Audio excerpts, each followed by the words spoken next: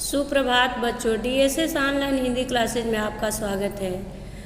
आज हम लोग बाल गोविंद भगत नामक पाठ का अगला भाग पढ़ेंगे। अभी तक हम लोगों ने ये पढ़ा कि बाल गोविंद भगत का एक ही बेटा है और इकलौते बेटे के मर जाने पर बाल गोविंद भगत जो है जिस लय से कबीरदास जी के पदों को पहले गाते थे उसी लय से वो आज भी गा रहे हैं और वो रो धो नहीं रहे हैं। उनकी बहू जो है, बेटे की पत्नी, वो रो रही है।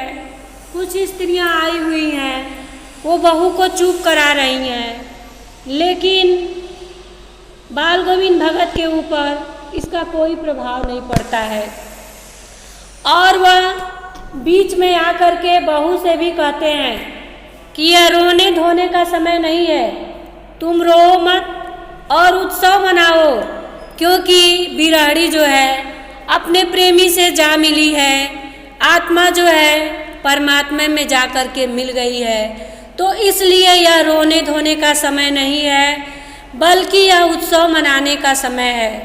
और फिर इसके आगे देखिए, बेटे के क्रियाकर्म में तूल नहीं किया, पतोहू से ही आग दिलाई उसकी। यहाँ तूल का अर्थ होता है कि बखेड़ा आडंबर नहीं करना, अर्थात बेटे का क्रियाकर्म मरने के बाद जो क्रियाकर्म होता है वो क्रियाकर्म में भी कोई आडंबर नहीं किए और बेटे को मुखाग्नि जो है अपने पतोहू से ही ये दिलाए। किंतु जो ही श्राद्ध की अवधि पूरी हो गई, पतोहू के भाई को बुलाकर उसके साथ कर दिया, यह आदेश देते हुए कि इसकी दूसरी शादी कर देना। अब देखिए, यहाँ बाल गोविंद भगत जो है बेटे के क्रियाकर्म पूरी होने के बाद तुरंत ही बहू को अपने पास नहीं रखते हैं, बहू के भाई को बुलाते हैं और बुलवाने के बाद बाल गोविंद भगत यह आदेश देते हैं कि इस बहू को तुम अपने साथ ले जाओ और ले जाने के बाद इसकी दूसरी शादी कर देना। लेकिन इनकी बहू जो है वो जाने का नाम नहीं ले रही है। इधर पतोहू रो रो कर कहती है, मैं चली जाऊंगी तो बुढ़ापे में कौन आपके लिए भोजन बनाएगा, बीमार पड़े तो कौन एक चुल्लू पानी भी देगा। यहाँ बहू जो है बाल गोविंद भगत की चिंता करती है। वह कहती है कि मैं अपने मायके नहीं जाऊंगी, क्योंकि मैं चली जाऊंगी तो आपके पास आपकी देखभाल करने वाला यहाँ कोई नहीं है। अगर एक गिलास एक चुल्लू पानी की आपको ज़रूरत पड़े तो आपको कौन देगा। इस तरह से बहू कहती है और फिर कहती है कि मैं पैर पड़ती हूँ, मुझे अपने चरणों से अलग नहीं कीजिए। लेकिन भगत का निर्णय अटल था, तू जा, नहीं तो मैं ही इस घर को छोड़कर चला जाऊँगा। यह भी उनकी आखिरी दलील, और इस दलील के आगे बेचारी की क्या चलती। अब देखिए, बाल गोविंद भगत जो है इनकी बहू इनके चरणों पर, इनके पैरों पे पड़ती है, रोती है, कहती है कि मुझे आप अपने आप से अलग मत कीजिए, अपने पास रखिए, मैं आपकी देखभाल करूंगी। लेकिन भगत का निर्णय जो है वो अटल है, वो टलने वाला नहीं है और कह रहे हैं कि नहीं, तुमको जाना ही पड़ेगा, तुम यहाँ से जाओ। अगर तुम यहाँ से नहीं जाओगी तो मैं ही अपना घर बार छोड़ करके चला जाऊंगा। और उनका ये दलील जो है, उनका निर्णय जो है, ये आखिरी निर्णय है, आखिरी फैसला है।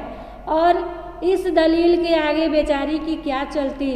बाल गोविंद भगत के इस फैसले के आगे बहू अब क्या करती। अब वो लाचार और विवश हो गई, क्योंकि बाल गोविंद भगत जो है वो कहते हैं कि तुम नहीं जाओगी तो मैं घर छोड़ दूंगा। अब इसके बाद वो क्या करेगी, उसे विवश होकर अपने भाई के साथ अपने मायके जाना पड़ा। फिर आगे देखिए, बाल गोविंद भगत की मौत उन्हीं के अनुरूप हुई। वह हर वर्ष गंगा स्नान करने जाते। स्नान पर उतनी आस्था नहीं रखते जितना संत समागम और लोक दर्शन पर। यहाँ कह रहा है लेखक कि बाल गोविंद भगत की मौत उन्हीं के अनुरूप हुई। इसका मतलब कि जैसे वो शुरू से अपना आचरण व्यवहार नित्य क्रिया करते थे, ठीक वैसे ही इनका जीवन चलते हुए अंत समय तक इनका जीवन वैसा ही रहा। ये अपना नियत समय से हर काम करते हुए इनकी मौत हुई। और जैसे वो हर वर्ष गंगा स्नान करने जाते थे, वैसे ही गंगा स्नान करते थे। और बाल गोविंद भगत जो है स्नान और तीर्थ से ज़्यादा संत लोगों के साथ, अच्छे लोगों के साथ रहना और लोक दर्शन, चारों तरफ घूम करके चारों तरफ देखना, अपनी विचारों को फैलाना, यही उन्हें सबसे अच्छा लगता था। और पैदल ही जाते। करीब 30 कोस पर गंगा थी। साधु को संबल लेने का क्या हक। अब देखिए, संबल का अर्थ होता है सहारा। यहाँ बाल गोविंद भगत जो हैं कहते हैं कि उनके घर से करीब 30 कोस दूर पर गंगा थी और इतने दूर वो पैदल जाते थे। और कहते थे कि जो साधु और सन्यासी होते हैं उनको किसी का सहारा लेने का कोई अधिकार नहीं है, कोई हक नहीं है। और क्यों हक नहीं है? क्योंकि भगवान ईश्वर जो है उनके साथ है। और गृहस्थ किसी से भिक्षा क्यों मांगे? और ये इनका व्यवहार जो है वो साधुओं का था, लेकिन ये रहते थे गृहस्थ आश्रम में। तो इसलिए कह रहे हैं कि गृहस्थ को किसी से कुछ मांगने की ज़रूरत क्या है, भिक्षा मांगने की ज़रूरत क्या है। इसलिए मैं किसी से मदद नहीं मांगूंगा। और यह अपने घर से खाकर ही चलते थे और फिर घर लौटने के बाद ही खाना खाते थे। बीच रास्ते में कहीं कुछ किसी से मांगकर ये खाते नहीं थे। रास्ते भर खजड़ी बजाते, गाते, जहाँ प्यास लगती पानी पी लेते। और ये रास्ते में भी बाल गोविंद भगत जो है रास्ते में भी अपनी खजड़ी को बजाते गाते चले जाते थे। और जब प्यास लगती थी इनको तो पानी पी लेते थे। 4-5 दिन आने जाने में लगते, किंतु इस लंबे उपवास में भी वही मस्ती। और इनको जाने में 3-4 दिन लग जाता था। और इतने दिन के उपवास के बाद भी ये मग्न रहते थे। इन्हें इसका प्रभाव नहीं पड़ता था कि ये खाए हैं कि नहीं। अब बुढ़ापा आ गया था। अब बुढ़ापा के लक्षण जो है बाल गोविंद भगत के शरीर पर दिखाई देने लग रहे थे, दिखाई दे रहा था। किंतु टेक वही जवानी वाली, अर्थात लक्षण तो बुढ़ापे के दिखाई दे रहे थे, लेकिन उनके अंदर उत्साह और जोश जो है वो पहले जैसी ही थी। ये सुस्त नहीं हुए थे। जैसे उत्साह के साथ पहले काम करते थे, आज भी वो ऐसे ही कर रहे हैं। और इस बार लौटे तो तबीयत कुछ सुस्त थी। गंगा स्नान करके जब आए तो इनकी तबीयत पहले जैसी नहीं थी, कुछ खराब लग रहा था। ये कुछ सुस्त दिखाई दे रहे थे। इसके बाद खाने पीने के बाद भी तबीयत नहीं सुधरी, थोड़ा बुखार आने लगा, किंतु नेम व्रत तो छोड़ने वाले नहीं थे। अब बाल गोविंद भगत का तबीयत धीरे धीरे बिगड़ने लगा। खाने पीने के बाद भी इनके तबीयत में कुछ सुधार नहीं हो रहा था। लेकिन तबीयत खराब होने के बाद भी ये बाल गोविंद भगत जो है अपने नियम व्रत को नहीं छोड़ते थे। जैसे सुबह उठना, स्नान करना, भगवान का भजन करना, ये सब वैसे ही चलता रहता था। वही दोनों जून गीत, स्नान, ध्यान, खेती बाड़ी देखना, अर्थात जैसे पहले ये जब तब पूजा करते थे, घर का ध्यान रखते थे, खेती बाड़ी, वैसे ही इनका जीवन जो है अब भी व्यतीत हो रहा है। और दिन दिन छिजने लगे, अर्थात छिजने का मतलब दिन दिन ये कमज़ोर होने लगे। लोगों के नहाने धोने से मना किया, लोगों ने नहाने धोने से मना किया, आराम करने को कहा।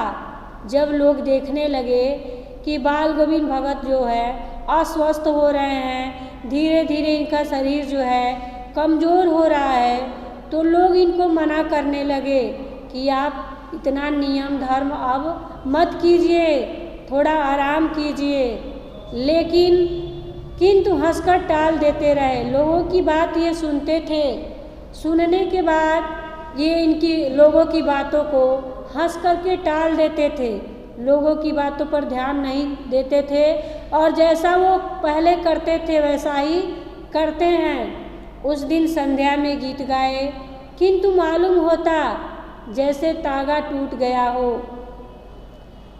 जब शाम के समय भी ये संध्या का भजन कीर्तन किए और उसके बाद ऐसा लगा कि जैसे तागा टूट गया हो। ये शरीर का जो धागा है, ये शरीर में आत्मा रूपी धागा जो है अब धीरे धीरे शिथिल हो गया है, टूट गया हो इससे नाता, और माला का एक एक दाना बिखरा हुआ। अब इनका जीवन लीला अब समाप्त हो गया है। इनकी आत्मा रूपी जो माला के एक एक दाने हैं वो बिखरे हुए पड़े हैं। भोर में लोगों ने गीत नहीं सुना, जाकर देखा तो बाल गोविंद भगत नहीं रहे, सिर्फ उनका पंजर रहा। और लोग देख रहे हैं, जब कोई सुबह उठे सब लोग और कोई स्वर कहीं से कोई चहल पहल नहीं सुनाई दिया, तो सब लोग एकाएक इनके पास इनको देखने के लिए गए और देख रहे हैं कि इनकी जीवन रूपी मोती का माला जो है, माला का एक एक दाना बिखरा हुआ है। इनकी आत्मा जो है परमात्मा में विलीन हो गई है। और सुबह में जब ये लोग गीत नहीं सुने तो देख रहे हैं कि बाल गोविंद भगत का शरीर पिंजर मात्र पड़ा हुआ है, अर्थात इनकी जीवन लीला जो है वो समाप्त हो गई है। और इसी के साथ आप लोगों का यह चैप्टर भी समाप्त हो गया। इसको पढ़िए, ध्यान से सुनिए, समझिए। जहाँ समझ में न आए फिर ये मैसेज द्वारा या लाइव क्लास में हमसे पूछिए।